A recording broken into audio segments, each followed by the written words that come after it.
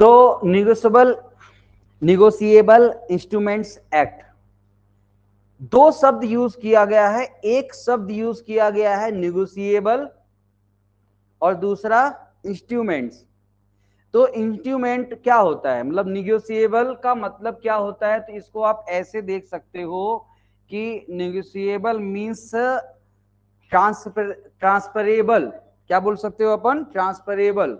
तो आप बोल सकते हो कि निगोशिएबल का मतलब होता है ट्रांसफरेबल।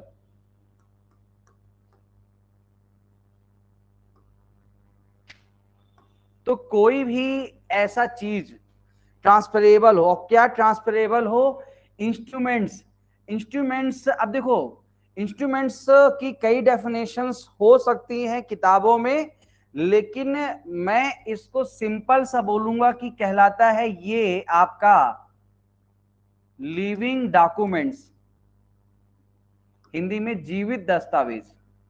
इंस्ट्रूमेंट्स क्या कहलाएगा, लिविंग डॉक्यूमेंट्स, जीवित दस्तावेज। अच्छा ऐसे कैसे सर, तो है ना, ये तो चलो ये चीज समझ में आए, ट्रांसफरेबल मतलब हिंदी में अंतरणीय। तो कोई भी चीज इंस्ट्रूमेंट्स जो कैसा है, ट्रांसफरेबल है, अंतरणीय है, ट्रांसफर किया जा सकता है। जो निगोशिएबल इंस्ट्रूमेंट्स पढ़ेंगे जनरली सेक्शन 13 में तीन प्रकार के बताए गए हैं। पहला आपका क्या बताया गया है, promissory note, bill of exchange और चेक। जो तीन प्रकार के बताए गए हैं उनकी सबसे प्रमुख विशेषता होती है को ट्रांसफरेबल होते हैं, जितनी बार चाहो उतनी बार आप उसको ट्रांसफर कर सकते हो। मैंने कोई चेक प्रियंका को दिया, प्रियंका उसी चेक को नेहा को दे सकती है, नेहा उसी चेक को जो है तो योगिता को दे सकती है, योगिता लकी को दे सकती है। वो पूरी बार बार उसको ट्रांसफर हो सकता है, ये सबसे जरूरी चीज होती है। तो सबसे पहली चीज तो यहाँ पे कहता है ट्रांसफरेबल होता है, अंतरणीय होता है, ये शब्द समझ में आ गया। दूसरा मैंने इंस्ट्रूमेंट्स, देखो इंस्ट्रूमेंट्स ऐसा शब्द है, हिंदी में इसको लिखत बोला जाता है, जैसे इसको आप निगोशिएबल क्या लिखते हो, परक्राम्य, ठीक है ना, परक्राम्य। तो परक्राम्य, परक्राम्य शब्द है, ये परक्रमण से निकला है, निगोशिएशन।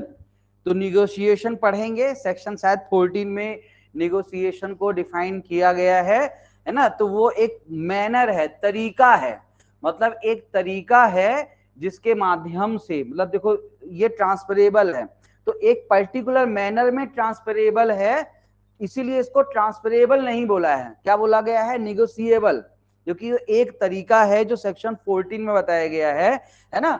तो ये समझ में आ गया निगोशिएबल क्यों बोला, क्योंकि सेक्शन 14 अभी हम पढ़ाऊंगा मैं आपको, तो धारा 14 भी मैं अच्छे से बताऊंगा। तो वहां पे निगोशिएशन है ना, निगोशिएशन शब्द यूज किया गया है, तो वहां पे बोला गया है कि उसके तहत ट्रांसफर किया जाता है। तो मैं सब बताऊंगा निगोशिएशन, खासकर उसका, फिर उसके इंडोर्समेंट, सभी बातें अपन धीरे धीरे हर चीज को बताऊंगा मैं। शुरुआत जो इसका टेक्निकल, जो इसका साइड है इस एक्ट का, मैं प्रयास करूंगा कि उसको इजी वे में ले जाऊं ताकि आपको अच्छे से चीजें समझ में आ जाएं, ठीक है। बाद में फिर इसका जो बड़ा पार्ट है चैप्टर 17 वाला, वो भी इजी है, कोई दिक्कत वाली बातचीत नहीं, तो आराम से समझेंगे। आज बेसिक बेसिक इंट्रोडक्शन इंट्रोडक्शन की बातचीत करूंगा और फिर धीरे धीरे अपन चीजों को करेंगे, ठीक है ना। चलिए, तो यहाँ पर कह सकते हैं पहली चीज जो है, तो यहाँ पे ट्रांसफरेबल, तो वहां पे ये मैंने बता दिया, ठीक है ना। दूसरा है इंस्ट्रूमेंट्स, तो देखो यहाँ पे देखो, अब देखो डॉक्यूमेंट्स की जब हम परिभाषा पढ़ते हैं, दस्तावेज की, जो आपका दस्तावेज बीएनएस में डिफाइन किया गया है, और अभी चूंकि हमने रोक दिया है भारतीय साक्षर नियम, वहां पर भी हमने दस्तावेज की परिभाषा पढ़ी है। दस्तावेज में हमने क्या पढ़ा है कि कोई किसी पदार्थ पर, on any substance by word sign figures any matters, ठीक है, डिस्क्राइब्ड, कोई भी मैटर जो है तो वर्णित किया गया है, या उसको जो है तो अभिव्यक्त, express or described any matter, ठीक है, for the purpose of evidence, ये लिखा हुआ है आपका बीएनएस में, for the purpose of as a record, ये लिखा हुआ है आपका बीएसए में, ठीक है ना। तो ये यहाँ पे दस्तावेज की परिभाषा है। अब समझना कि दस्तावेज मतलब कि कोई भी चीज जो कहीं कुछ लिखा हुआ दस्तावेज है, वो डॉक्यूमेंट्स है। लेकिन लिविंग डॉक्यूमेंट्स मतलब कि जो वर्तमान में किसी प्रकार से जिसका कह सकते हो एग्जीक्यूशन हो सकता हो, निष्पादन हो सकता हो, यानी जिसके आधार पर किसी अधिकार, दायित्व या डिसेबिलिटी को क्या किया जा सकता है, एग्जीक्यूट किया जा सकता हो, निष्पादित किया जा सकता हो, उसके लिए क्या शब्द यूज करता है, इंस्ट्रूमेंट्स। ठीक है ना, इंस्ट्रूमेंट्स, यानी कि इंस्ट्रूमेंट्स पढ़ते हो ना, गिटार उटार से क्या मन में थोड़ा सा जीवन जीने का जोश आ जाता है, मैं उसी वे में इसको डिफाइन करता हूं। इंस्ट्रूमेंट्स मतलब कि जो जीवित करता हो, ऐसा दस्तावेज जो जीवित करता हो, या किसी लीगल राइट्स, लीगल लाइबिलिटीज या लीगल डिसेबिलिटीज को जो है तो क्या करता हो, उसको इन्फोर्स करता हो, उसको एग्जीक्यूट करता हो, निष्पादित करता हो, लागू करता हो, वह इंस्ट्रूमेंट्स कहलाता है। तो कुल मिलाकर के निगोशिएबल इंस्ट्रूमेंट्स का मतलब ये होता है कि कुछ विशेष प्रकार के दस्तावेज, जीवित दस्तावेज, लिविंग डॉक्यूमेंट्स, जो एक विशेष प्रकार से ट्रांसफरेबल होते हैं, अंतरणीय होते हैं, वो निगोशिएबल इंस्ट्रूमेंट्स के अंतर्गत आते हैं। ठीक है, और बहुत सारे प्रकार के निगोशिएबल इंस्ट्रूमेंट्स होते हैं, bank note, currency note, treasury bill. Treasury bill मैं आपको बता दूं, ट्रेजरी बिल हो गया, ठीक है, और भी बताता हूं मैं बहुत सारे। तो ट्रेजरी बिल हो गया, इसके बाद जो है कहां गया, डिवेंचर वगैरह जानते हो ना, ठीक है, डिवेंचर वगैरह। तो मतलब कहने का मतलब ये है, बैंक ड्राफ्ट हो गया, हुंडी हो गया। हुंडी क्या है, पहले चलती थी हुंडी जो है, तो ये नीचे यहाँ पे हुंडी देखो, यहाँ पे बनी हुई हुंडी, मैं बता दूंगा क्या है।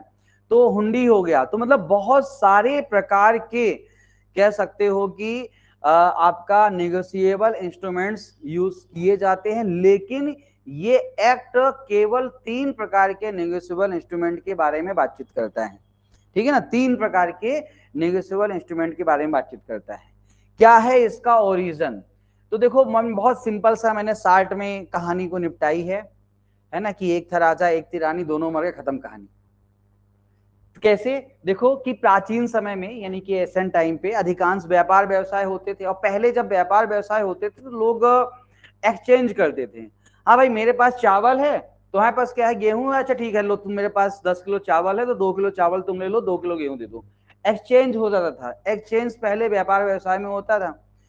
लेकिन जब थोड़ा सा एक एक कह सकते हो कि थोड़ा कमर्शियल वे में चीजें होने लगी, तो वहां पर फिर मनी, मुद्रा, ठीक है ना, धन, ऐसे मनी जो है तो कोई चीज प्रचलित चालू हुई कि कोई ऐसा तरीका, तो पहले भाई पहले सोने के सिक्के, फिर चांदी के सिक्के, फिर ऐसे सिक्के वगैरह जो है तांबे के, लोहे के सिक्के वगैरह चलने लगे, नोट चलने लगी। लेकिन उसमें भी प्रॉब्लम ये होने लगा कि जो धन के साथ कुछ डिफिकल्टीज थी। अब तो चलो ठीक है, नोट वगैरह पहले पहले जैसे नोट वगैरह ले जाना, कैरी करना। फिर दूसरी सबसे बड़ी प्रॉब्लम होती थी कि जो चोरी लूट डकैती वगैरह, व्यापारी जो है तो बेचारे जाते थे व्यापार करने, पैसे लेकर के रास्ते में लूट लिए जाते थे। तो ऐसी कंडीशन में उनका धन एक तरह से नुकसान हो जाता था। तो कुल मिलाकर के धन की वजह से, धन के प्रयोग से जो डिफिकल्टीज, जो असुविधाएं धीरे धीरे ट्रेड और बिजनेस में आने लगी, उनको दूर करना था। तो उसको दूर करने के लिए फिर अगले स्टेप पे चला गया और बोला गया कि हम कोई ऐसे डॉक्यूमेंट्स को बनाते हैं, दस्तावेज को बनाते हैं, जो किसी राइट्स को, मतलब कि उसके आधार पर, मतलब मैं यहां से जैसे कोई लिख दे कि भाई आप 1,000 रुपए के अधिकारी हो, और आप जाना, जैसे मैं इंदौर में रहता हूँ, मैं इंदौर से किसी से ऐसा लिखवा लूँ 1,000 का मैं अधिकारी हूँ, और मैं जब जो है तो मान लो कि लखनऊ चला जाऊं, तो जिस पर्टिकुलर संस्था को दिखा दूं तो मुझे वही 1,000 रुपए दे दे। तो इंदौर से लखनऊ 1,000 रुपए लेके चलने का जो मेरे पास रिस्क है, जो कि मैं बीच में लूट हो जाए, डकैती हो जाए, उन सब चीजों से भी बच जाऊंगा। और मान लो उस कागज को कोई छीन लिया तो छीन ले भाई, रख ले तू, कोई तकलीफ नहीं, उससे कोई तकलीफ नहीं। ठीक है ना, कुछ ही सर्कमस्टांसेस में उसको यूज कर सकते हैं, उसको पढ़ेंगे होल्डर, है ना। लेकिन इन जनरल देखा जाए तो वहां पे फिर भी पैसे बच, कोई चेक गुम गया है तो आप बैंक में फोन कर लो कि भाई मेरा चेक गुम गया है, भाई कोई चेक जो है तो मेरा कैश मत करना, सीधी सी बात है। तो वहां पे अपन जो इस प्रकार की जो असुविधाएं होती हैं उसको रोका जा सकता है। तो बेसिकली उन्हीं को रोकने के लिए जो है आपका नेगोशिएबल इंस्ट्रूमेंट एक्ट यहाँ पे बना था। तो ये शुरुआत की बातें मैंने आपको बता दी, ठीक है ना। तो धन से संबंधित जो भी कह सकते हो असुविधाएं थी, इनकन्वीनियंस था, उनसे बचने के लिए इस एक्ट को बनाया गया था। ठीक है, आराम से समझेंगे। फिर आते हैं कि ये जो अधिनियम किस उद्देश्य के लिए एनेक्ट हुआ था। तो कुछ उद्देश्य हैं, ऑब्जेक्ट हैं। तो ये उद्देश्य जो है तो मैंने यहाँ पे कुछ किताबों में अलग अलग है, तो मैंने कुछ इकट्ठा कर लिया है, काम आएगा। तो कुछ उद्देश्य था। तो सबसे पहला यहाँ पर कि निगोशिएबल इंस्ट्रूमेंट्स को रिकॉग्नाइज करना, ठीक है ना। तो दो चीजें हैं, इनको रिकॉग्नाइज और रेगुलेट, है ना। तो मान्यता देना और साथ में विनियमित करना। तो तीन प्रकार के जो आपका देखो यहाँ पे लिखा है, promissory note, bill of exchange या चेक, वचन पत्र, विनिमय पत्र और चेक। तो इन तीनों को मान्यता देना, और मान्यता देने के साथ साथ जो है तो इनको कह सकते हो रेगुलेट करना कि कैसे इनको यूज किया जाएगा, कैसे नहीं, के लिए कानून बनाना। तो ये इस एक्ट में किया गया है। थोड़ा सा इंट्रोडक्शन देखेंगे। दूसरा कि इनको लीगल प्रोटेक्शन प्रोवाइड करना, सबसे महत्वपूर्ण, प्रोवाइड लीगल प्रोटेक्शन, यानी कि जो प्रकार के जो निगोशिएबल इंस्ट्रूमेंट्स होते हैं। ब्रेक हो रही है वॉइस, नहीं ज्योति, एक्चुअली आपके साथ ही नेटवर्क इश्यू हो सकता है, क्योंकि इधर से तो मुझे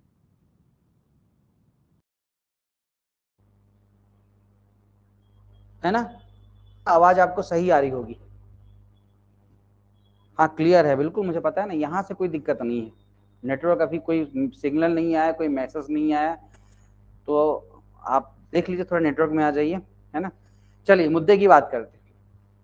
तो यहाँ पर कानूनी सुरक्षा, तो जितने तीन प्रकार के जो इंस्ट्रूमेंट्स हैं उनको एक तरह से लीगल प्रोटेक्शन प्रोवाइड करना इस एक्ट का काम है। अगला चीज की जो इंस्ट्रूमेंट्स होते हैं, इंस्ट्रूमेंट्स है ना तीन प्रकार के, तो इसके जो पार्टीज हैं, पक्षकार हैं, तो पक्षकारों के अधिकार और दायित्वों को डिफाइन करना, परिभाषित करना और उनको इन्फोर्स करना, ये तीसरा इस पर्टिकुलर जो एक्ट है इसका तीसरा ऑब्जेक्ट है। ठीक है, इसके बाद यहाँ पर वही है कि जो इंस्ट्रूमेंट्स होते हैं इनको परक्रामण यानी कि निगोशिएशन और एंडोर्समेंट, ये सबसे जरूरी चीज होती है ना। तो निगोशिएशन और एंडोर्समेंट पढ़ेंगे सेक्शन 14-15 में, उसको डिफाइन किया गया है जो है। तो यहाँ पर तो परक्रामण मतलब कि एक विशेष प्रकार का अंतरण कहलाता है, ठीक है ना, निगोशिएशन। और एंडोर्समेंट मतलब कि किसी भी प्रकार से, है ना, किसी भी प्रकार से। तो जैसे एक उदाहरण के तौर पर जो है आप चेक की बातचीत करते हैं, ठीक है ना। तो जैसे मान लो मैंने कोई चेक जो है तो प्रियंका को दिया, तो प्रियंका वही चेक की राशि नेहा को देना चाहती है, तो क्या करेंगी, चेक के पीछे मतलब वो पीछे लिख देंगी कि इस चेक की धनराशि में जो है तो नेहा को देती हूँ, नीचे अपना साइन कर देंगी और दे देंगी। तो फिर वही धनराशि अब वही चेक जो है तो ये बैंक में लगा सकती है। पहले मैंने आपको दिया था, मैं एग्जांपल के साथ बताऊंगा मैं आगे चल के अच्छे से, पर एक उदाहरण में बता दिया। तो ये इसको कहलाता है पृष्ठांकन, इंडोर्समेंट। पृष्ठ, तो पृष्ठ मतलब जैसे मान लो ये चेक है, ये चेक का ये फ्रंट साइड है और ये बैक साइड है, ठीक है ना, इसको चेक मान लो, है ना, तो चेक ऐसे रखना पड़ेगा। चलिए, तो ये फ्रंट साइड है, ये बैक साइड है। तो ये बैक साइड में ये आपने लिख करके यदि दे दिया किसी और को, तो ये चीजें हैं। अब एक चीज समझना, बैक साइड में जगह तो एक इतनी थी, तो नेहा को दे दिया। अब नेहा को लग रहा है कि मुझे भी तो रामेश्वर को पेमेंट करना है, और मेरे पास ये जो सर ने मतलब ये जो प्रियंका से चेक मिला यही चेक है, तो और उसमें पीछे प्रियंका ने पूरा लिख करके साइन कर दी, जगह नहीं बची। तो फिर वहां पे वो तरीका है कि आप अलग से भी कागज पर्ची स्टाम्प लगा करके उसको आगे ट्रांसफर कर सकते हो। सीधी सी बातचीत है, देखेंगे अपन, समझाएंगे सब चीजें, ठीक है ना। जब उनको डिटेल से पढ़ेंगे तो मैं सभी चीजें विथ एग्जाम्पल समझाऊंगा आपको, विथ एग्जाम्पल। क्योंकि निगोशिएबल इंस्ट्रूमेंट एक्ट में मैंने इससे कहा शुरुआत की चीजों को मैं आपको विथ एग्जाम्पल बताऊंगा। मेरे पास कुछ चीजें पड़े हुए हैं, कुछ मैंने इकट्ठा कर लिया है, और कुछ नेट से बहुत सारा डाटा मिल जाता है, तो आपको विद एग्जाम्पल चीजों को बताऊंगा तो सब चीजें समझ में आ जाएगी आपको। चलिए मुद्दे की बात करते हैं। तो ये चीजें यहाँ पे ध्यान में रखिएगा।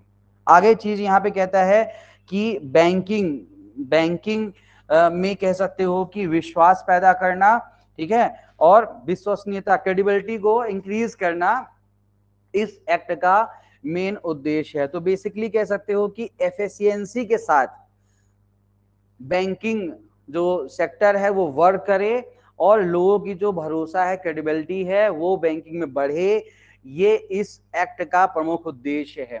तो ये कुछ उद्देश्य हैं इस एक्ट के, जो मैंने यहाँ पे आपको सिंपल तरीके से बता दिया। बात समझ में आ रही है? कोई चीज किसी को समझ में नहीं आए तनिक भी तो बोल देना सर नहीं पल्ले पड़ रही है, फिर से बता दो।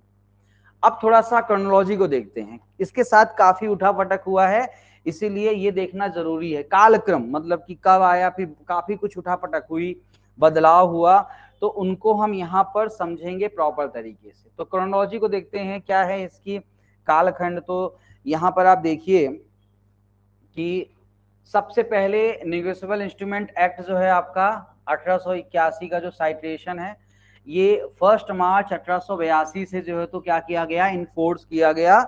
उस समय के ब्रिटिश इंडिया, ब्रिटिश भारत जो था, ब्रिटिश इंडिया था, उस समय इसको इनफोर्स किया गया, ठीक है ना। एक चीज बता दूं, यहीं पे आगे भी मैंने लिखे हैं पर मैं ही बता दूं कि बेसिकली जब ये आया था तो जो लीगल टर्म, जैसे शुरुआत में उद्देश्य बताया कि जो निगोशिएबल इंस्ट्रूमेंट्स हैं उनको एक तरह से लीगलिटी प्रोवाइड करना, वैधानिकता प्रदान करना, और उनको बेहतर तरीके से हो सके बैंकिंग सिस्टम को थोड़ा बेहतर तरीके से एस्टेब्लिश करना, इसका मुख्य उद्देश्य था इस एक्ट का। ये चीज यहाँ पर ध्यान में रखिएगा, ठीक है ना। इसके बाद हुआ क्या कि भारत आजाद हो गया। भारत जब आजाद हुआ, अच्छा एक चीज और समझिएगा कि लीगलता प्रदान करने के साथ एक चीज और था कि केवल ये सिविल नेचर का था। लोग इसका नेचर पूछते हैं कि निगोशिएबल इंस्ट्रूमेंट एक्ट का नेचर क्या है, तो ध्यान रखना कि ये है सिविल क्रिमिनल दोनों नेचर है। ज्यादा सिविल है, थोड़ा सा क्रिमिनल है, यानी केवल एक ही चैप्टर है जो क्रिमिनल नेचर की बातचीत करता है, नहीं तो बेसिकली ये सिविल नेचर का, सिविल प्रकृति का ये एक्ट है। लेकिन मजेदार बात की पढ़ा जाता है ये जनरली सीआरपीसी, यानी आप देखोगे तो आपका सिविल जज में मेंस में 3rd पेपर के साथ इसको पढ़ा जाता है, क्योंकि अधिकांशतः सबसे ज्यादा इन जर्नल यूज होता है इसका एक ही चैप्टर, चैप्टर 17, ठीक है ना। जो उसकी वजह से तो होता क्या है ना कि जब किसी चीज का कोई एक चीज बहुत ज्यादा यूज होता है तो हमको सोचने लगता है कि वैसा ही उसका नेचर है, वैसा ही उसका नेचर है। जैसे जब मैं राजपाल यादव की बातचीत करूंगा तो आपके दिमाग में एक छोटे हाइट का बिल्कुल कॉमेडियन दिमाग में आएगा, क्योंकि उसने वही उसी तरह के रोल किए हैं। लेकिन जब आप राजपाल यादव की जंगल पिक्चर देखो तो यकीन मानो कि उसको मारने की इच्छा करोगे, इतना खतरनाक विलेन का रोल है उसमें, बेस्ट विलन का रोल भी उसने लिया और बहुत ही वर्सटाइल एक्टर है राजपाल यादव की अभी एक पिक्चर। तो कहने का मतलब ये है कि जब किसी एक चीज को बहुत हाईलाइटेड कर दिया जाता है तो हम सोचते हैं वो उसका नेचर है, जबकि उसका नेचर नहीं है, उसका एक पार्ट है बहुत छोटा सा, ठीक है ना। तो सेम कहानी यहाँ पर है कि चैप्टर 17 का इतना एक्सटेंशन हो गया, इतना विस्तार हो गया, इतनी बातचीत हो गई कि हमें इन जनरल लगता है कि निगोशिएबल इंस्ट्रूमेंट एक्ट का नेचर क्रिमिनल है जबकि इसका नेचर सिविल है, ठीक है। तो शुरुआत में चैप्टर 17 था भी नहीं, जब ये निगोशिएबल इंस्ट्रूमेंट आया था तो इसमें 16 ही अध्याय थे, यानी कि आपका ये जो आगे 137 है ना, वही वहीं से ना शायद 138 से, सॉरी 130, हाँ इसमें 138, तो 137 तक ही था ऐसा मुझे याद था, 137 तक था चैप्टर 16 तक, ठीक है ना। 138 से तो था ही नहीं। लेकिन फिर चूंकि होता क्या था कि लोग इसका मिसयूज कर रहे थे, चेक देते थे और चेक बाउंस, मतलब हमेशा किसी को टालना हो, भाई पैसा दे दो, पैसा अच्छा ठीक है यार लाओ ये लो चेक जाओ, पता है बैंक में पैसा है नहीं ले जाओ चेक, तो ऐसे चेक बांटने लगे। तो अब इससे बाद में चीजें थोड़ा सा अपराध की ओर जब चीजें बढ़ने लगी तो इनको रोकना भी जरूरी था। तो फिर इसके लिए फिर आपका चैप्टर 17 जो है तो यहाँ पर कब का, यानी कि 1988 का जो अमेंडमेंट था, 1988 का जो अमेंडमेंट था, जिसको 1 अप्रैल 1989 से इन्फोर्स किया गया, ठीक है ना, 1989 से इन्फोर्स किया गया, और तब इसको चैप्टर 17 जोड़ करके इसका नेचर क्रिमिनल इंक्लूड किया गया, क्रिमिनल नेचर का बनाया गया, यानी एक धारा अध्याय जोड़ा गया, और साथ में सेक्शन 138 से 142। अब इसमें भी ध्यान रखना कि केवल इसमें भी आप पढ़ोगे अभी 148 तक की कहानी है, लेकिन इसमें पहले जब अध्याय 17 1988 में जुड़ा गया था तो इसमें 138 से 142 तक की धाराएं जुड़ी थी, ठीक है, 138 से 142 तक की ही धाराएं जुड़ी थी, जिसमें अपराध बोल दिया गया, कुछ अवधारणाएं बता दी गई हैं और प्रोसेस बता दिया कैसे परिवाद विवाद लगाएंगे, बात खत्म। लेकिन वो थोड़ी कम लगने लगी, चीजें और क्लियर करने की आवश्यकता महसूस हुई, तो फिर से अमेंडमेंट किया गया, मेजर अमेंडमेंट किया गया 2002 में, ठीक है, और 2002 में जो आपका कह सकते हो कि नेगोशिएबल इंस्ट्रूमेंट अमेंडमेंट एक्ट 2002, जिसको इन्फोर्स किया गया था 6 फरवरी 2003, ठीक है ना। ध्यान रखना कि ये जो डाटा है, अब देखो अभी थोड़ा सा हम क्या हो गए हैं ना कि ऑल ओवर इंडिया की बातचीत करने लगे, तो ऑल ओवर इंडिया में आपको ये सब चीजें थोड़ा सा कंज्यूम करना पड़ेगा, लेकिन यदि एमपी की बातचीत करें, एमपी जुडिशरी की बातचीत करें, तो यदि आप इन चीज को स्किप भी कर दोगे चल जाएगा, पर थोड़ा सा क्या होता है कि एक्ट को समझना आसान हो जाता है यदि उसका थोड़ा सा भी इतिहास जान लेते हैं। किसी व्यक्ति, किसी कैरेक्टर, किसी चीज को समझना आसान हो जाता है उसकी थोड़ी सी हिस्ट्री जान लेने से, ठीक है ना। तो बस वही चीज है, थोड़ा उसी वे में इसको बताऊंगा। तो यहाँ पर 6 फरवरी 2003 को यहाँ पर कह सकते हो कि इसको इन्फोर्स किया गया था 2002 का अमेंडमेंट एक्ट, जहां पे 143 से 147 कुछ धाराओं को जो है यहाँ पे एड ऑन किया गया था, तो 147 हुई। इसके बाद कहानी चल रही थी, कुछ प्रक्रिया के संबंध में विवाद उत्पन्न हुआ था, एक बहुत लैंडमार्क जजमेंट था इसके संबंध में, दशरथ रूप सिंह राठौर वर्सेस महाराष्ट्र राज्य 2014 का। पढ़ेंगे क्या है, जब सेक्शन 142 पढ़ेंगे तो ये एक ऐसा जजमेंट, थोड़ा प्रोसीजर को लेकर के बातचीत हुई कि सीआरपीसी में कुछ प्रोसीजर है, तो वो सब चीजें, तो यहाँ पर थोड़ा सा ये अमेंडमेंट किया गया और प्रक्रिया में थोड़े से बदलाव और किए गए, और यहाँ पर दो धाराएं 142(2) सब क्लॉज 2 और 142A 142A को ऐड किया गया, और थोड़ा सा प्रक्रिया के संबंध में क्या क्वेश्चन है, ये भी बहुत हाईलाइटेड चीज है, अभी यहाँ पे डिस्कशन करूंगा तो बहुत सारी बातें डिस्कशन करनी पड़ेंगी, पर पहले अपन बेस समझ लेंगे, पीछे है वो तो जब मैं 142 पढ़ाऊंगा तो पढ़ा दूंगा, लेकिन आपको पता रहे कि जो ये अमेंडमेंट हुआ था 2015 का, नेगोशिएबल इंस्ट्रूमेंट एक्ट का अमेंडमेंट 2015, जो महत्वपूर्ण अमेंडमेंट था, जिसमें जो 15 जून 2015 को इन्फोर्स किया गया था, इस अमेंडमेंट के माध्यम से 142 क्लॉज 2 और 142A दो धाराएं जोड़ी गई थी प्रक्रिया, प्रोसीजर के संबंध में, तो उसको अपन आगे देखेंगे, ठीक है। इसके बाद फिर से बदलाव किया गया प्रक्रिया के संबंध में ही, इसमें भी एक केस है, वो केस मैंने यहाँ नहीं लिखा, आपको आगे जब पढ़ाऊंगा तो वहां पे बता दूंगा, है ना, तो वो केस आगे बता दूंगा। तो यहाँ पे इसमें भी प्रक्रिया था, तो इसमें भी प्रयास किया गया कि थोड़ा सा कुछ बदलाव किया जाए। 2018 में अमेंडमेंट किया गया और दो धाराएं जोड़ी गई, 143A और 148, तो इस प्रकार से यहाँ पर जिसको 1 सितंबर 2018 से इसको एप्लीकेबल लागू किया गया। तो ये इसकी क्रोनोलॉजी है, यानी आपका 1882 से ये एक्ट 1881 के साइट्रेशन, क्योंकि 1881 का साइट्रेशन क्यों पढ़ा जाता है, क्योंकि सबसे शुरुआत में 9 दिसंबर 1881 उस समय के जो गवर्नर जनरल रहे होंगे भारत के, है ना, ब्रिटिश इंडिया के, तो उन्होंने इसको अपनी एसेंट प्रोवाइड की, सहमति प्रदान की 9 दिसंबर 1881 को, इसलिए वो साइट्रेशन यूज किया जाता है इसके हेडिंग में, और इन्फोर्समेंट डेट इसकी 1 मार्च 1882 है, और उसके बाद से 1982 में, 2002 में, 2015 में और 2018 में इसमें मेजर अमेंडमेंट करके इसको सिविल से क्रिमिनल नेचर में कन्वर्ट कर दिया गया, और प्रक्रिया के संबंध में भी बातचीत की गई। एक चीज शायद इसमें नहीं होगी, एज ए नेचर बता दूं मैं आपको कि ये एक्ट जो है ये आपका सब्सटेंटिव और प्रोसीजरल दोनों नेचर का है, यानी कि ये सब्सटेंटिव भी है, सारभूत भी है और प्रोसीजरल भी है, प्रक्रियात्मक भी है, ध्यान रखना, ठीक है ना। तो ये सारभूत भी है, सब्सटेंटिव भी है और प्रोसीजरल भी है, ये चीज यहाँ पर ध्यान में रखिएगा, ठीक है ना। कुछ सेक्शंस बाद में इसकी रेट्रोस्पेक्टिवली इफेक्ट करने की, खासकर ये जो अमेंडमेंट हुआ था 2015 का, तो मैं वहां बातचीत करूंगा कि इसका प्रभाव भूतलक्षी भविष्यलक्षी, क्योंकि वहीं करेंगे, ये इधर शुरुआत से नहीं पूछता है, तो वहीं करेंगे इसके इफेक्ट को अभी, लेकिन इसका जो नेचर है वो आप लिख सकते हो एज ए नॉलेज, ठीक है ना। चलिए, तो ये चीजें यहाँ पे ध्यान में रखिएगा। अगली बातचीत करते हैं, तो essential elements of negotiable instrument act, परिक्राम्य लिखित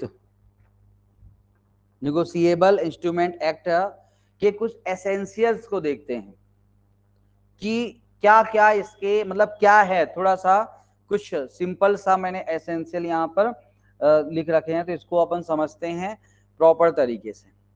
सबसे पहली चीज यहाँ पर ध्यान रखिएगा कि जैसा मैंने शुरुआत में बताया गया था कि निगोशिएबल इंस्ट्रूमेंट्स आर ट्रांसफरेबल, अंतरणीय होते हैं, ठीक है ना।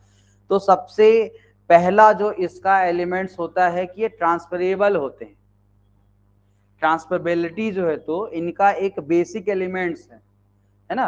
अंतरणीयता जो है एक हिंदी में शब्द होता है, इंग्लिश में ट्रांसफरेबिलिटी बोलते हैं, तो अंतरणीयता इनका एक प्रमुख एलिमेंट्स है, गुण है, ध्यान में रखिएगा, ये जो आपके निगोशिएबल इंस्ट्रूमेंट होते हैं, ठीक है। दूसरा कि ये हमेशा लिखित होते हैं, मौखिक नहीं होते हैं, तो ये शुड बी रिटन, ध्यान रखना कि ये लिखित होते हैं, मौखिक कभी नहीं होते। मतलब आप मौखिक कोई ट्रांजैक्शन के माध्यम से, मतलब ठीक है ना, मौखिक मौखिक कोई बातचीत के माध्यम से इनको ट्रांसफर नहीं, ये हमेशा ऑलवेज रिटन, ओरल ये नहीं होते हैं, इस बात को यहां पर ध्यान में रखिएगा। तीसरा कि निगोशिएबल इंस्ट्रूमेंट एक्ट में जो अमाउंट होता है ना, सर्टेनिटी ऑफ अमाउंट, तो उनका जो उनमें राशि रहती है, अमाउंट, वो फिक्स रहता है, ऐसा नहीं रहता है कि देख लेना यार, कुछ व्यापार हुए बोले चेक काट दो यार, देख लेना काट देना 50,000 60,000 70,000, जो तुम्हारे सर्टेन होता है, निश्चित धनराशि। तो आप हर जगह देखोगे, चाहे कुछ जगह कुछ बातें हैं पढ़ लेंगे, बिल ऑफ एक्सचेंज, क्योंकि चेक आप देखोगे, प्रोमिसरी नोट हो गया, बिल ऑफ एक्सचेंज हो गया, चेक जो होता है बिल ऑफ एक्सचेंज का ही एक थोड़ा सा बेहतर प्रकार होता है, ठीक है ना। तो सब समझेंगे आगे डेफिनेशन क्लॉज में। तो कहने का मतलब ये डेफिनेशन उसमें, तो यहाँ पर कह सकते हो कि ये जो आपका ये पर्टिकुलर यहाँ पे जो अमाउंट होते हैं हमेशा सर्टेन होती है। ये पहले क्या था कि केवल सिविल नेचर का था, लेकिन लोग इसका मिसयूज करने लगे थे, यानी अपने मतलब चेक काट दिया, लेकिन चेक काट दिया और बैंक में पैसा है नहीं, चेक काटते जा रहे हैं। तो इसका मिसयूज रोकने के लिए फिर खासकर ट्रांसफररी जो अंतरती है ना, ट्रांसफररी है, देखो यहाँ पर जनरली होता क्या है कि ट्रांसफरेबल होता है, मैंने बोला ट्रांसफरेबल होता है ना। तो जैसे मान लो कि मैंने चेक काट करके प्रियंका को दिया, तो मैं ट्रांसफरर हो गया, अंतरक और ये अंतरती, ठीक है। अब प्रियंका बोले सर वो पेमेंट कर दो, सर आप सामान मैंने पहुंचा दिया, आप पेमेंट नहीं कर रहे हो, पेमेंट नहीं कर रहे हो, पेमेंट नहीं कर रहे हो। अरे मैंने कहा ये लो चेक, मुझे पता है मेरे अकाउंट में पैसे है ही नहीं। तो अब ऐसी कंडीशन में मैं इनको एक चेक दे दिया, मुझे पता है कि वो चेक जो है आपका बाउंस हो जाना है, ठीक है।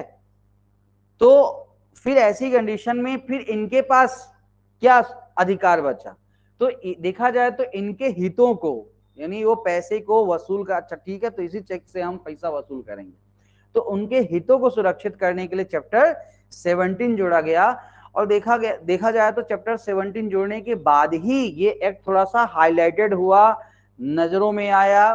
केसेस आप देखोगे कि बहुत सारे वकील, मतलब कुछ वकील, बहुत सारे तो नहीं बोल सकते हैं, कि कुछ वकील केवल 138 का केस चला चला के ही घर चल जाता है ना। 130 बड़े शहरों में फायदा होता है, छोटे शहरों में तो बड़े शेयरों में फायदा होता है। मैंने देखा, मैं कई, मेरे एक फ्रेंड है, उनके पास 130 केस की भरमार है बिल्कुल, ठीक है ना। एक फोन लगाया था मैंने, कहने का देखना है भाई क्लास में निगेशियल पढ़ा रहे हैं, तो एक दिन बच्चों को थोड़ा सा ज्ञान वान भी दे देना। अरे बोले ठीक है दे देंगे, बता देंगे। तो प्रयास करूंगा कि एक दिन उनका भी सेशन में रखवा दूंगा, ठीक है ना, कि वो आएंगे थोड़ा सा 138 में, जो क्योंकि वो रोज वही केसेस देख रहे हैं, तो वो उनकी बातें थोड़ी सी आप और ज्यादा बेहतर तरीके से थोड़ा सा प्रैक्टिकल नॉलेज के साथ, तो मैं प्रयास करूंगा कि एक आध सेशन, अभी तो इस त्योहार के बीच में तो नहीं होगा, अभी इस बीच भले अपन निगेशियबल इंस्ट्रूमेंट हो जाते देखता हूँ, बातचीत करूंगा, अभी हो गया तो ठीक है, नहीं तो ये त्योहार हो जाएगा उसके बाद कभी ऐसे सेशन। मैं प्लान है मेरे मन में कि अब थोड़ा सा अब ये हो जाए, सैटरडे महीने में एक आध बार मैं किसी को बुलाऊं, अपने दोस्तों यारों को, जो मेरे को बताया ना कि काफी अच्छे हैं, जो सिविल क्रिमिनल में प्रैक्टिस करते हैं। वही कि आप लोग इंटरेस्ट ले ना, तो सैटरडे को तुम लोग गायब हो जाते, सैटरडे थोड़ी सी आना चालू करो, तो मैं फिर ऐसे काम चालू करूँ। सैटरडे संडे, सैटरडे गायब हो जाते हो। अब मान लो कोई बोल रहा है यार संडे दे दूंगा 1 घंटे सुबह, अब मैं संडे बुला दूं तुम लोगों की आ जाओ सुबह, तो भाई कोई नहीं आओ सुबह, तो डर लगता है किसी को बुलाओ क्लास में और बेचारा आकर के खाली क्लास को जो तो पढ़ाए, तो है क्या भाई, थोड़ी तो भाई की इज्जत है? ऐसा तो पहले बोल देता तो मैं 2-4 वकीलों के लिए आता है ना, तो इसीलिए किसी को बुलाने में डर लगता है ना। चलिए चलिए, तो मुद्दे की बात करें, बोले करेंगे दोनों मिनट, चलिए मुद्दे की बात करें अभी। तो यहाँ पे सर्टेन राशि होती है, बाद में इसका हितों को अंतरति के, यानी कि जिसको चेक दिया गया है बेसिकली ये उसके हितों को, तो देखा जाए तो एनआईए प्रमुख रूप से जो चेक का होल्डर होता है, अंतरति इन जनरल उसको होल्डर पढ़ेंगे, है ना, तो होल्डर जो होता है, तो धारक, हिंदी में उसको धारक बोलते हैं, तो धारक के हितों को, जो धारक है निगोशिएबल इंस्ट्रूमेंट का, उसके इंटरेस्ट को ज्यादा प्रोटेक्ट करता है ये एक्ट, ठीक है। ये मैंने बता दिया, सिविल और क्रिमिनल दोनों प्रकार के रेमेडीज जो है तो यहाँ पे बताए गए हैं, दोनों प्रकार के उपचारों के बारे में जो है तो आपका निगोशिएबल इंस्ट्रूमेंट एक्ट जो है तो बातचीत करता है, सिविल रेमेडीज के बारे में बातचीत करता है और क्रिमिनल रेमेडीज के बारे में। और कैसे प्राप्त कर सकते हो, तो धारक के पास वाद लगाने या परिवाद पेश करने का अधिकार होता है, तो धारक वाद परिवाद वगैरह वाद परिवाद लगा करके, है ना, तो यहाँ पे the holder negotiable instrument has the right to sue and complaint, तो यहाँ पे राइट टू सू, है ना, तो यानी वाद लड़ने या परिवाद पेश करने का उसका अधिकार होता है, ध्यान में रखिएगा। तो ये थोड़ा सा एसेंशियल हो गया निगोशिएबल इंस्ट्रूमेंट एक्ट के, समझ में आ रही बातें? ठीक है सबको, इधर ऑनलाइन जुड़े हुए हैं, आवाज क्लियर आ रही है, समझ में आ रहा है, समझ में आ रहा है? प्रियंका कोई दिक्कत? पक्का? धीरे धीरे बोल रही, सर की क्लास नहीं आई तुम?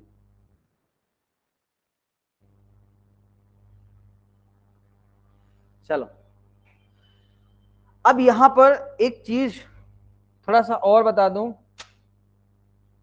कि जो आपका ट्रांसफर ऑफ प्रॉपर्टी होता है और जो निगोशिएबल इंस्ट्रूमेंट्स एक्ट का ट्रांसफर होता है, मतलब इस निगोशिएबल इंस्ट्रूमेंट्स का ट्रांसफर होता है, इनमें बेसिक अंतर क्या होता है?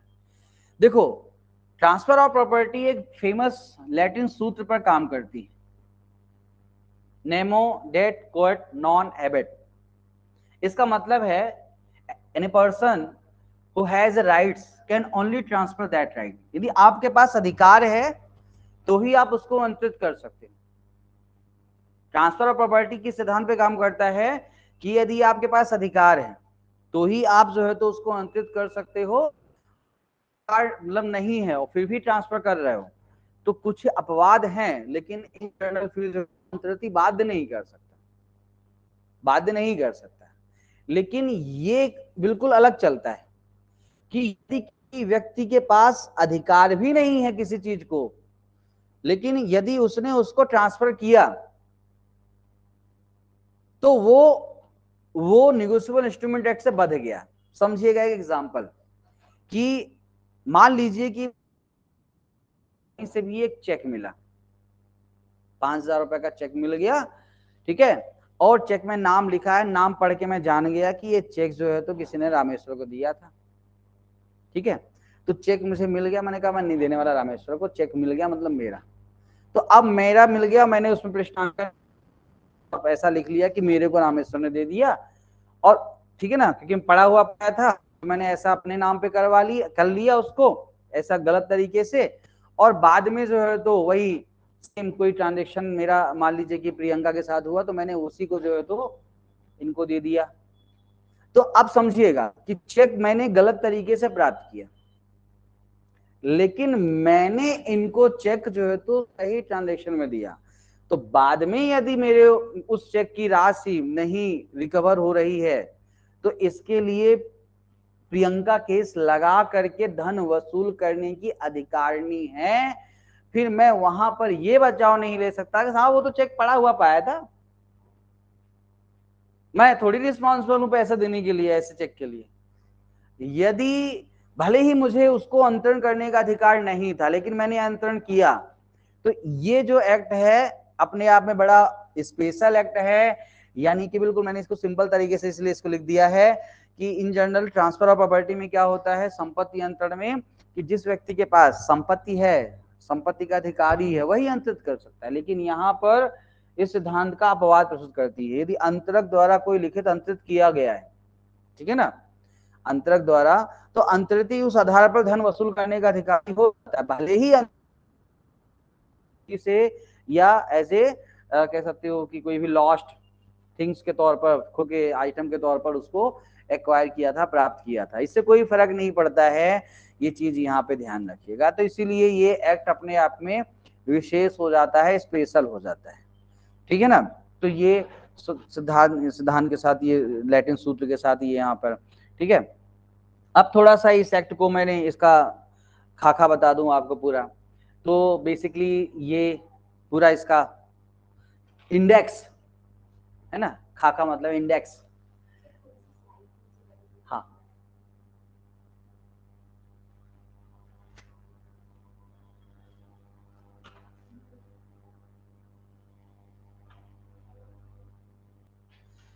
तो इसके बाद आगे देखते हैं। तो अब ये आपका इंडेक्स, अब ये इंडेक्स ठीक है, मैंने थोड़ा सामने आपके आ जाए ये एक्ट, तो इसलिए इंडेक्स मैंने आपका यहाँ पे रख दिया है। तो पहले तो प्रिलिमिनरी, प्रारंभिक, कहाँ कैसा लागू, फिर जो बेसिकली जो 3 प्रकार के आपका निगोशिएबल इंस्ट्रूमेंट्स हैं, उनको, उनके बारे में उनको डिफाइन किया गया है, उनसे संबंधित सभी बातें आपका चैप्टर 2 में 4 से 25, धारा 4 से 25 तक में जो है तो इसको यहाँ पर डिफाइन किया गया है, ध्यान में रखिएगा। इसके बाद आते हैं तो आपका पक्षकार, पार्टीज, इनके पक्षकार क्या होंगे, क्योंकि कॉन्ट्रैक्ट देखा जाए तो देखो बहुत कठिन चीज नहीं होता है, कॉन्ट्रैक्ट ही तो होता है। तो संविदा करने के लिए कॉन्ट्रैक्ट में जो संविदा करने के लिए जो भी एलिमेंट चाहिए है ना, एक कह सकते हो कि वैलिड कॉन्ट्रैक्ट के जो एलिमेंट चाहिए वही सब यहाँ पे चाहिए। तो इनके बारे में 26 से 45 ए तक बातचीत करता है। फिर चूंकि सबसे इंपॉर्टेंट चीज है परक्रामण, ठीक है ना, यानी कि जिसको अपन बोलते हैं कि एक तरह से ट्रांसफर के एक तरीका है, तो कौन कौन से तरीके हैं जिसके तहत परक्रामण किया जा सकता है, वो 46 से 60 तक है। इसमें सभी धाराएं नहीं पढ़नी है, एक चीज और बता दूं, और ना मैं पढ़ाऊंगा। देखा जाए तो यदि मैं इसको 26 मतलब ये 30-35 तक बीच की धाराएं पढ़ के भी, इसमें कम धाराएं बताऊंगा, लेकिन प्रयास रहेगा कि इतनी धाराएं मैं आपको यहाँ पर बता दूं कि चीजें क्लियर हो जाएं। जो इंटरलिंक सेक्शन है वो सब बताऊंगा, इससे ज्यादा चीजें नहीं बताऊंगा, ठीक है ना। इसके बाद प्रेजेंटमेंट के बारे में बातचीत करता है, क्या होता है इसको पढ़ेंगे आगे, अभी यहाँ पे नहीं उलझते हैं ना, ठीक है। फिर ड्यूरिंग द इंस्ट्रूमेंट्स जो है तो आपका कोई भी संदाय, कोई भी पेमेंट और ब्याज वगैरह है उसके बारे में। जनरली लाइबिलिटीज होती है, दायित्व होता है, भाई मैंने किसी को चेक दे दिया 5,000 का, जब तक उसको पैसा नहीं मिल जाता तब तक तो मैं लाइबल हूं ना। तो लाइबिलिटीज से कोई व्यक्ति कब डिस्चार्ज हो जाएगा, इसके बारे में 82 से 90 तक में बातचीत करता है कौन, ठीक है। सबसे प्रमुख चीज डिसऑनर, अनादरण, यानी कि चेक लगाया बाउंस हो गया, तो उसकी सूचना किस प्रकार से नोटिस दी जाएगी, क्या पूरी राम कहानी है, ये भी थोड़ा सा 91 से 98 पहले मेंस के लिए इंपॉर्टेंट होता था, पर अब चूंकि एमपी में तो हटे है ही नहीं, तो इसलिए कोई दिक्कत है नहीं, है ना, एमपी में है नहीं, राजस्थान में भी जो प्री में काम आता है, छत्तीसगढ़ में केवल 13 से उधर ही काम करता है। टिप्पण क्या होता है, नोटिंग वगैरह, तो ये भी एक टर्म्स है, इनको भी आगे अपन देख लेंगे। टाइम बहुत जरूरी होता है ऐसे चेक वगैरह में, तो टाइम वगैरह के लिए क्या, रीजनेबल टाइम के लिए क्या प्रोविजंस है, ये आपका अध्याय 10 बातचीत करता है। ठीक है, एक्सेप्टेंस पेमेंट के बारे में कुछ बातचीत है, वो आपका चैप्टर 11 बातचीत करता है।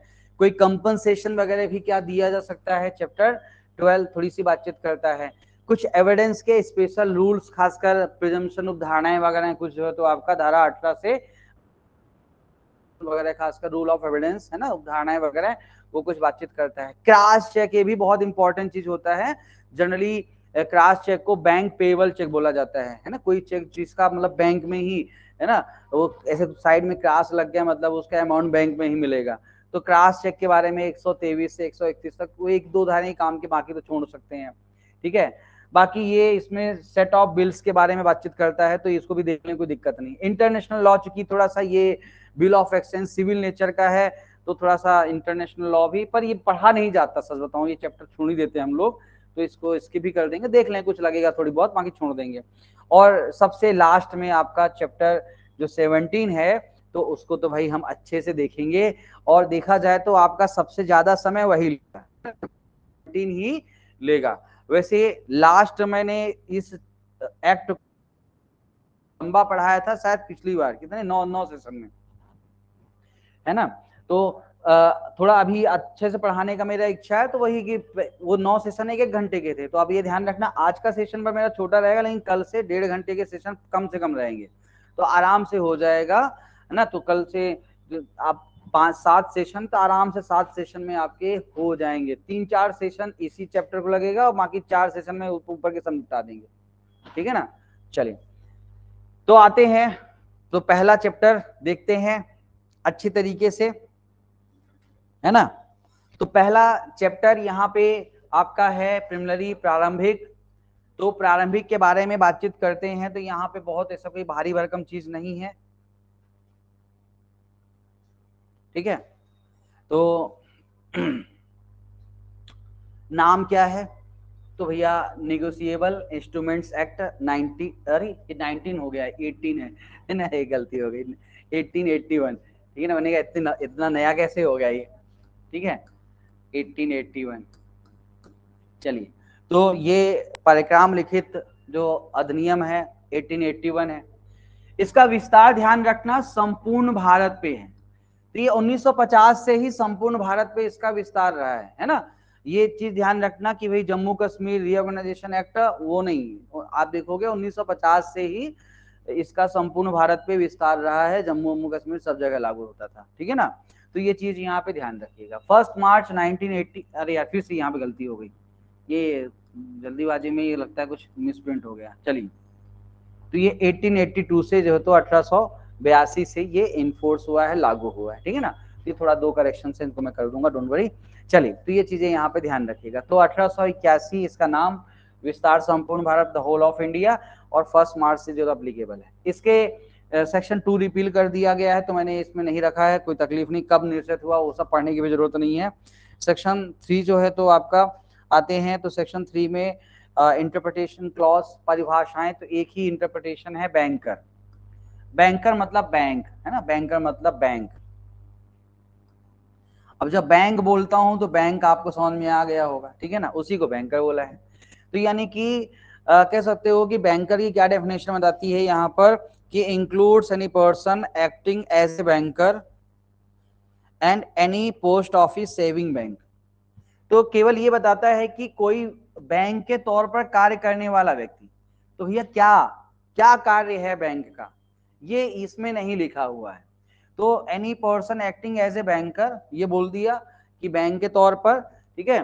तो अब ये कुछ पुराने केसेस में, केस का नाम नहीं लिखा, तो कुछ केसेस में कहा गया था कि क्या है बैंकर, क्या एसेंशियल एलिमेंट्स होगा कि कोई व्यक्ति बैंक के तौर पर कार्य करने वाला बैंकर माना यहाँ पे जाएगा।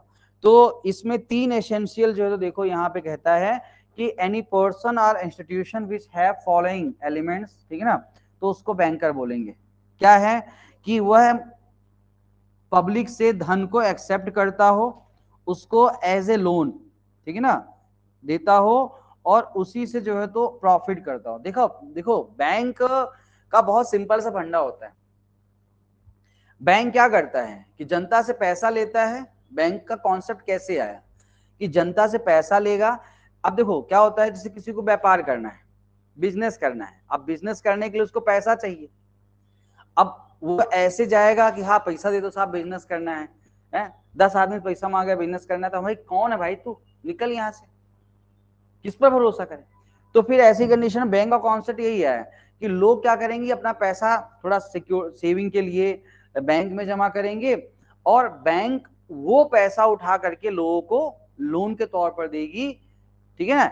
और जैसे सिंपल सी बात है, फिर इसमें लोगों के क्या मिलेगा, तो लोग वहां पैसा जमा कर रहे हैं, तो लोगों को थोड़ा सा उसमें, चूंकि वो पैसा अलग यूज हो रहा है, तो उनसे 15% 20% के इंटरेस्ट रेट में लोन देंगे, और फिर वो जो उसमें से 5-6%, 7%, 8%, आजकल कितना मिलता है मैक्सिमम 7% मिलता है शायद सेविंग बैंक में, है ना, 7%, 8%, तो 7-8 आपको मिल जाएगा, है। बस यही कहानी है, यही कहानी है बैंक की। और मैं आपको बता दूं कि बैंक के पास में जब से कह सकते हैं कि ये थोड़ा सा ऑनलाइन ट्रांजैक्शन वाला ये चीजें आई, लॉकडाउन बैंकिंग सेक्टर के लिए जो है तो समझ लीजिए कि स्वर्णिम काल है।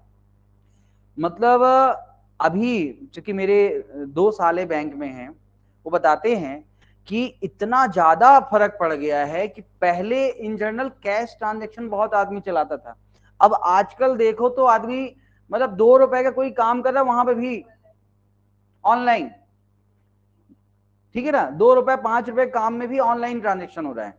तो इससे बैंकों का भी काम बढ़ा है, और इससे एक चीज और बढ़ा है कि सरकार की क्योंकि नजर में आए ये चीजें कि हाँ इतना ट्रांजेक्शन पैसे का हो रहा है, ठीक है ना। मैं डाटा कहीं पढ़ रहा था, बहुत फर्क पड़ा है 3-4, खासकर ये कोविड के बाद का 2020-21 से लेकर के अभी उसके पहले का यदि आप बैंकिंग देखोगे और उसके बाद का बैंकिंग देखोगे, जमीन आसमान का फर्क है। मैं आपको बताऊं इतना अंतर है, ठीक है ना। तो वो भी डाटा मैं पहले सोचा रखूंगा, फिर ठीक है आप इकट्ठा कर लेना, आपके सिलेबस का पार्ट नहीं, पढ़ते रहना, ठीक है ना।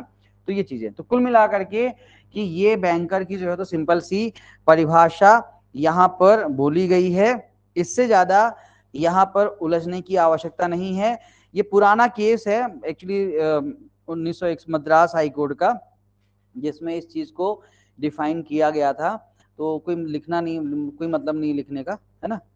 तो यही बैंकर यहाँ बोला था, केस था करुणम चेट्टियार वर्सेस सोम सुंदर चेट्टियार 1961 मद्रास हाई कोर्ट का ये केस है ना, चेट्टियार वर्सेस चेट्टियार, जिसमें बैंकर शब्द को मद्रास हाई कोर्ट ने डिफाइन किया था। तो केवल आप डेफिनेशन लिख लो, इसकी एसेंशियल लिखने की आवश्यकता नहीं।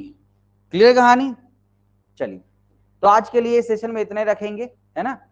कल थोड़ा सा अच्छे से मैं आपसे रिक्वेस्ट करूंगा कि एक बार प्रयास करना कि ये अपन कल चैप्टर 2 पढ़ेंगे, बहुत इंपॉर्टेंट है, तो थोड़ा सा एक बार पढ़ लेना, प्रयास करना। अब कितना हो जाएगा, वैसे मेरा टारगेट रहेगा कि कल 25 तक, यानी सभी काम के एलिमेंट्स 1.5 घंटे 2 घंटे सभी को कंप्लीट कर दूंगा। फिर भी एक बार पढ़ लेना, है ना, कोई तो चीजों को थोड़ा पढ़ लेना, समझ लेना एक बार, फिर बाकी कल इसको अच्छे से अपन एक एक चीज को प्रॉपर तरीके से कवर करेंगे, ठीक है। तो आज के सेशन में इतना, किसी के पास कोई क्वेश्चन हो तो बताओ, और नहीं है क्वेश्चन तो फिर आज के सेशन को समाप्त किया जाए।